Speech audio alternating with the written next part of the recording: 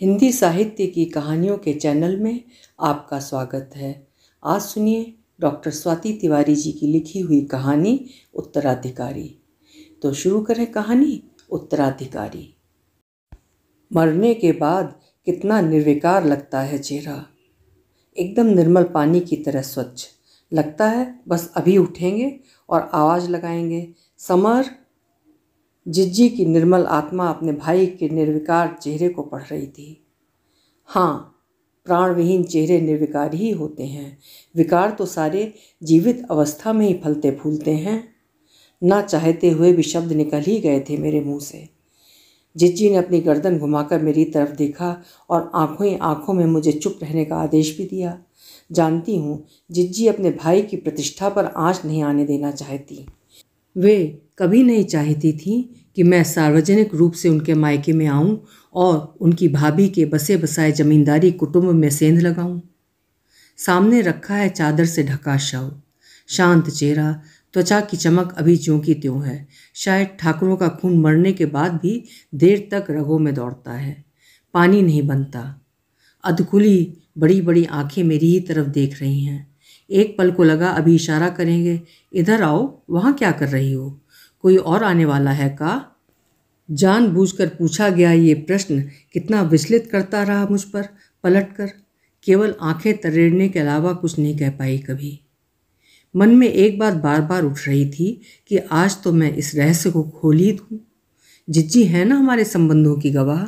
अपने मरे हुए भाई के सिर पर हाथ रखकर वे झूठ नहीं बोल पाएंगी।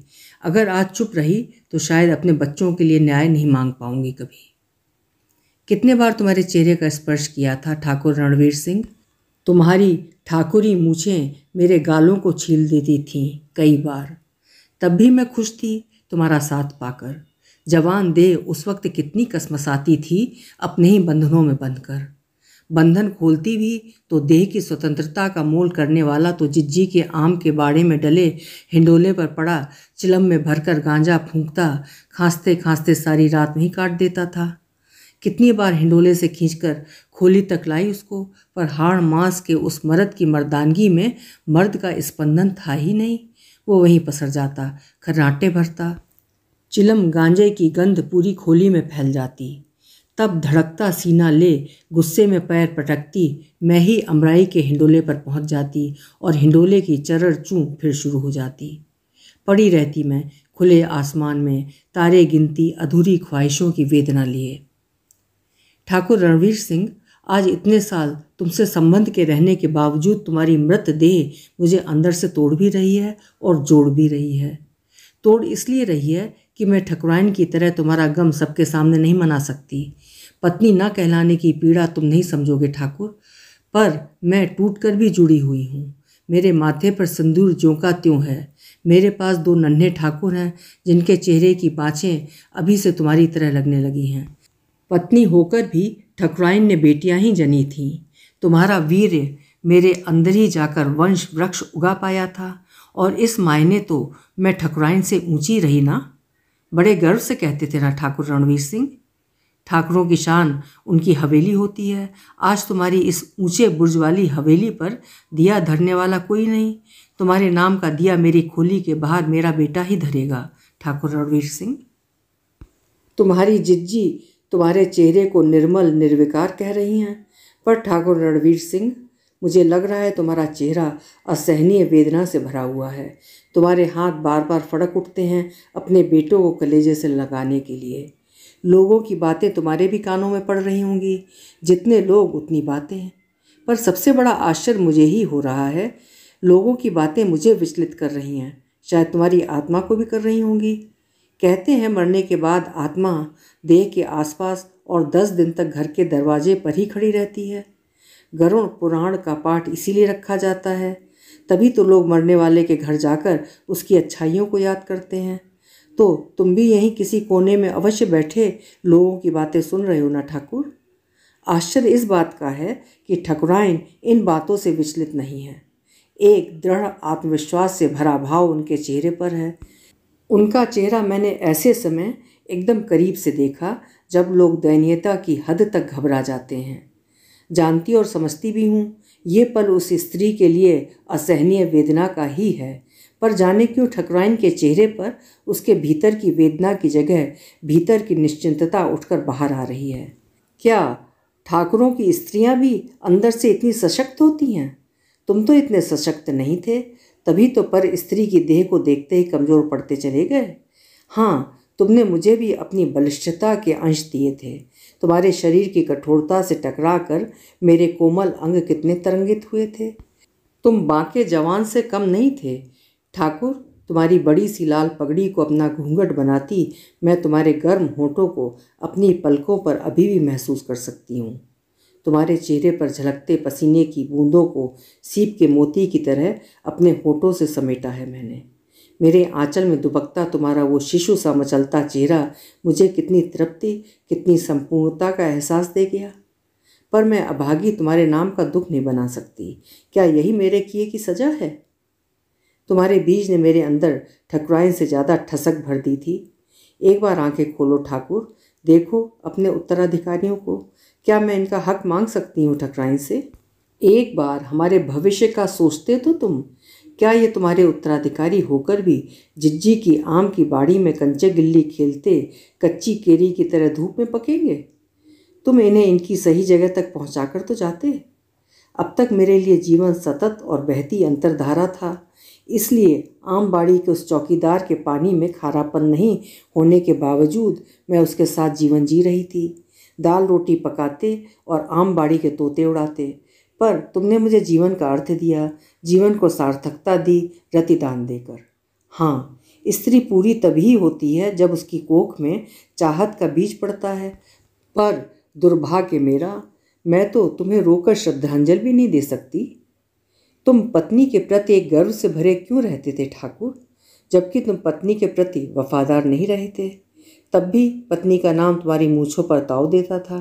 कितनी बातों का रहस्य पहली की तरह अबूझा ही रह गया। कितनी बातों का दर्द मुझे साल रहा है अभी इसी भावुक समय में। तुम खाट पलंग से नीचे कभी नहीं बैठे, पर आज तुम्हारी देह इस तरह जमीन पर नहीं रखनी चाहिए थी ठकुराइन को। मैं तुम्हें तुम्हारे उसी मान सम्मान के साथ देखना चाहती हूँ रणवीर सिंह। हाँ, एक बार, सिर्फ एक बार, शायद आखिर बार मैं तुम्हें संपूर्ण रूप से स्पर्श करना चाहती हूँ, आँखों में जब्त करना चाहती हूँ उस देह के सौंदर्य को। हाँ, मैं सदा के लिए तुम्हें अपने अंदर महसूस करना चाहती हूँ। थरथराते कंठ से तुम्हें बार बार पुकारना चाहती हूँ ठाकुर रणवीर सिंह। पर कौन इजाज़त देगा? चल उठ कौशल्या। जिज्जी ने हाथ पकड़कर झकझोरा था। जिज्जी बाई सा, ठाकुर मरे नहीं हैं, देखो अधखुली आंखों की चमक। रुलाई का रुका बांध जिज्जी के कंधे लगकर फूटी पड़ा था। कब से रोके थी इसे मैं मौत के सन्नाटे में, पर अब कितना कुछ पिघल रहा था कलेजे में। भय, शोक, विलाप, विरह, चिंता, जाने कितने अपरिभाषित एहसास थे मेरे मन में। रोने से ठाकुर भाई की आत्मा को कष्ट होगा कौशल्या। शरीर नश्वर है, सभी को त्यागना है। देख मुझे, मेरा तो भी भाई था वो, पर पिता, पति, जवान बेटा और अब भाई खोते हुए जैसे आंखों का पानी ही सूख गया है। चल हट, यहाँ गाय के गोबर से लीपना है, अर्थी की तैयारी यहीं होगी ना। जिज्जी की सांत्वना के शब्दों में पहली बार कोमलता का भाव था, पर ठकुराइन की आंखें जिज्जी को इशारा कर रही थीं, इसे अंदर ले जाओ। तुम्हारे नाम का दीपक अपनी पूरी लौ के साथ जल रहा है। जिज्जी ने अगरबत्तियाँ और जला दी हैं। नई पगड़ी, नए कपड़े सब तैयार हैं ठाकुर, पर यह सब उस यात्रा के लिए हैं जहाँ तुमने मृत्यु को वरा है। मेरा सपना तो अधूरा ही रह गया कि तुम लाल मारवाड़ी लहरिएदार साफे में आकर मेरा वरण करोगे। कटार भी रख रही है जिज्जी तुम्हारे साथ। हाँ, ये वही कटार है जिससे तुमने मेरी खोली के बाहर लटकी आम की डाली काट कर मेरे टपरे पर फेंकी थी, मजाक करते हुए। लो कौशल्या, मैंने तुम्हारे दरवाजे पर तोरण मार दिया, अब तुम मेरी हुई। मैं तुम्हारी हो गई थी ठाकुर। मेरे टपरे का वो हकदार तब जाने कहाँ गायब हो जाता था। झूले की चरड़ चूं तब तक बंद रहती थी जब तक तुम उधर होते थे। शायद जिज्जी उसे दूसरे खेतों पर भेज देती थी। जानते हो ठाकुर, वो भी आया है तुम्हें विदा देने। क्या पता अंदर से खुश होगा कि उसकी ज़िंदगी से तुम हमेशा के लिए चले गए हो, या हो सकता है वो तुम्हारे सम्मान में ही आया हो, एहसान का कर्ज उतारने। कहा भी था मैंने उससे कि एहसान मानो ठाकुर का, उसने तुझे नामर्द की पगड़ी बंधने से बचा लिया। ये बच्चे तेरे ही नाम से तो पल रहे हैं, तेरे घर का चिराग बनकर। तब से उसने फिर कभी नहीं पूछा कि ठाकुर आमबाड़ी में बार बार क्यों आता है। उसने आंखों से जो भी कहा हो, पर जबान से कुछ नहीं कहा। हाँ, इतना जरूर कहा था, चल कौशल्या, तेरे हाथ की रोटी तो मिल रही है, वरना तू घबरा कर भाग जाती तो। तब शायद अंदर ही अंदर वो खींचा, अकुचाया और अपमानित भी हुआ होगा, पर एवज में ठाकुरों की मर्दानगी भरे दो पुत्रों ने उसकी पीठ का घोड़ा बना उसके कंधों पर बैठ कच्ची अमियाँ तोड़ उसके कंधों को पितृत्व के भार से भर दिया था। शायद बच्चे उसके जीवन की ललक बन गए हैं। रोटी के दो निवाले भी बच्चों के बगैर गले के नीचे नहीं उतार पाता है। बच्चे भी उसी के सिरहाने अगल बगल सोते हैं। अब वो हिंडोले पर रात नहीं काटता, खोली में अपने बच्चों को किस्से कहानियाँ सुनाता है। दहाड़ मारते हुए किसी के रोने की आवाज़ ने मेरी तंद्रा भंग की। कौन आया है ये? ठाकुर साहब की बड़ी बेटी है। ओह, नाक नक्श तो ठाकुर जैसे ही हैं। हाँ, बच्चे तो माँ बाप पर ही जाते हैं। चलो सब खड़े हो जाओ, समय हो गया है। बिटिया की ही बाट जो रहे थे सब। मंदिर के पुरोहित जी ने ये कहते हुए गंगा जल के छींटे मारते हुए मंत्रोच्चार शुरू किया। पर एक प्रश्न था जो वहाँ गेंद की तरह उछल रहा है।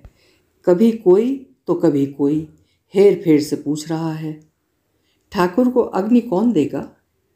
कभी नाम आता छोटे चचेरे भाई का, तो कभी दामाद कुंवर धर्मवीर का। मन बार बार बोलते चुप हो जाता कि ठाकुर की संतान है, बेटे हैं। जब कंडे को उठाने का वक्त आया तो ठकुराइन की आवाज़ ने सबको चौंका दिया। कौशल्या के बड़े बेटे को मैं गोद लेती हूँ, वही देगा ठाकुर को मुखाग्नि। क्या? हाँ, क्या अनर्थ कर रही हो ठकुराइन? जानती हो इसका क्या अर्थ है? ठाकुर माँ साहब लकड़ी की टेक लेकर खड़ी हो गई थी। ठाकुर अपनी वसीयत में लिख गए हैं कि मैं ठकुराइन सुभद्रा देवी पत्नी ठाकुर रणवीर सिंह जब भी जिस किसी बच्चे को गोद लूँगी वही सुभद्रा देवी का दत्तक पुत्र होगा और वही मेरी ठाकुर हवेली का उत्तराधिकारी भी बनेगा। अगर कौशल्या तैयार हो तो मैं उसके बड़े पुत्र जयसिंह को समाज के सामने आज से दत्तक पुत्र मानती हूँ। मैं सकते में आ गई थी। ठाकुर रणवीर सिंह? आश्चर्य का ठिकाना ही नहीं था। क्या ये चमत्कार था? अब तक मैं अपने बच्चों को तुम्हारा उत्तराधिकारी बताने को आतुर थी, पर अचानक ठकुराइन के इस वार से आहत अपने बेटों को अपनी देह से सटाए खड़ी रह गई। क्यों अब नहीं चाहती मैं कि ये तुम्हारी हवेली के उत्तराधिकारी कहलाएं? मेरे अंदर की माँ जागृत हो उठी थी शायद। नहीं, ये मेरे बच्चे हैं ठकुराइन, ये ठाकुरों के बाड़े में बंधे बैल नहीं हैं कि जब तुम चाहे इधर से उधर बांध लो। ये बच्चे मेरे और आमबाड़ी के चौकीदार रतन सिंह के बच्चे हैं, हमारे जीवन का आसरा। इन्हें किसी हवेली का उत्तराधिकारी नहीं बनना। रतन ने दोनों बेटे अपने कंधे पर बिठा लिए थे। चल कौशल्या, घर चलते हैं, कहते हुए। अब जिज्जी उठ खड़ी हुई थी। कौशल्या, ठकुराइन को तेरे सहारे की ज़रूरत है। देख, सुख के तो सब साथी होते हैं, जो दुख में साथ दे वही सही अर्थों में अपना होता है। ठकुराइन पर दुखों का पहाड़ टूट पड़ा है, उसे तेरी सहायता चाहिए। एक ही बेटा तो मांग रही है वो, एक तो तेरा और रतन का ही रहेगा ना। तो क्या मेरा एक बेटा राजा बनेगा और एक रंक? नहीं कौशल्या, ऐसा नहीं होगा। सिर्फ एक के माता पिता का नाम बदलेगा, पालन पोषण दोनों का एक साथ एक जैसा इसी हवेली में तू और रतन सिंह ही करेंगे। मैं आज से हवेली का पिछला हिस्सा रतन सिंह को देती हूँ। तुम दोनों आकर यहीं रहोगे अपने बच्चों के साथ। ठकुराइन ने ये कहते हुए ठाकुर की अर्थी के पास अपने चूड़े बिच्छे उतार कर रख दिए। अब मेरी बारी थी। ठाकुर, तुम्हारे प्यार को याद कर मुझे भी तुम्हें कुछ देना था। मैंने रतन सिंह को देखा। उसने दोनों बेटे तुम्हारे चरणों के पास खड़े कर बच्चों को आदेश दिया था, छोरों, अपने धर्मपिता ठाकुर जी का पांव लागो। जिज्जी के चेहरे पर भावों का एक युद्ध समाप्त हुआ। तुम्हें तुम्हारे ही बेटे ने मुखाग्नि दी। अभी आप सुन रहे थे स्वाति तिवारी जी की लिखी हुई कहानी उत्तराधिकारी। कल मिलेंगे फिर किसी बेहतरीन कहानी के साथ। आपका समय शुभ हो।